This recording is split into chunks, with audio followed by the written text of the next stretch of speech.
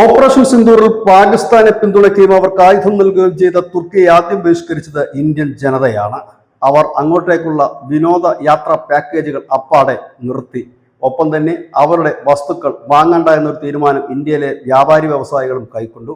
അതിന് തൊട്ടു പിന്നാലെ ഇന്ത്യയുടേതായ ഒഫീഷ്യൽ ഉപരോധം അവർക്ക് നേരിടേണ്ടി വന്നു.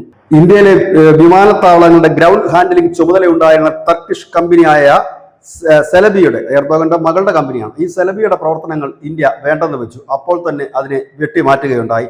ഇപ്പോൾ ഇതാ പുതിയൊരു ഉത്തരവാണ് ഇന്ത്യ പുറത്തിറക്കിയിരിക്കുന്നത്. ഇൻഡിഗോ വിമാന കമ്പനി ഉപയോഗിക്കുന്ന തുർക്കിയുടെ വിമാനങ്ങൾക്ക് ഇനി അനുമതി നൽകില്ല എന്ന് ഏവിയേഷൻ ഡിപ്പാർട്ട്മെന്റ് അറിയിച്ചിരിക്കുന്നു. ഡയറക്ടർ ജനറൽ സിവിൽ ഏവിയേഷൻ വ്യക്തമാക്കിയിരിക്കുന്നത് 15 തുർക്കിഷ് വിമാനങ്ങൾ വാടകയ്ക്കെടുത്താണ് ഇൻഡിഗോ സർവീസ് നടത്തിയിരുന്നത്. അതായത് കൂടുതലും ഈ വിമാന സർവീസുകൾ പോയിരുന്നത് Delhi to Istanbul, Mumbai to Istanbul ആയിരുന്നു. അതിൽ 10 വിമാനങ്ങളുടെ അനുമതി നേരത്തെ റദ്ദാക്കിയതാണ്. ഇനി അവശേഷിക്കുന്ന 5 എണ്ണത്തിന്റെ കൂടെ അനുമതിയാണ് ഇപ്പോൾ റദ്ദ് ചെയ്തിരിക്കുന്നത്. സാധാരണഗതിയിൽ ലോകത്തെ പല വിമാന കമ്പനികളും പല രാജ്യങ്ങളിൽ നിന്നുള്ള വിമാനങ്ങൾ വാടകയ്ക്കെടുത്താണ് സർവീസ് നടത്തുന്നത്. അത്തരത്തിൽ ഇന്ത്യയിൽ ഉണ്ടായിരുന്ന 15 തുർക്കിഷ് വിമാനങ്ങൾക്ക് ആദ്യം 10 വിമാനങ്ങളുടെ അനുമതി നിഷേധിച്ച് മടക്കി അയച്ചിരുന്നു. ഇപ്പോൾ 5 എണ്ണത്തിന് കൂടെ അനുമതി നിഷേധിച്ചിരിക്കുകയാണ്. ഏതായാലും ഇനി അതിൽ വിട്ടുവീഴ്ച വേണ്ട എന്നുള്ളതാണ് ഇന്ത്യയുടെ തീരുമാനം. അതായത് ഇന്ത്യയുടെ നിലപാട് ഓപ്പറേഷൻ സിന്ദൂർ സമയത്ത് കൈക്കൊണ്ട അതേ നിലപാട് തന്നെയാണ്.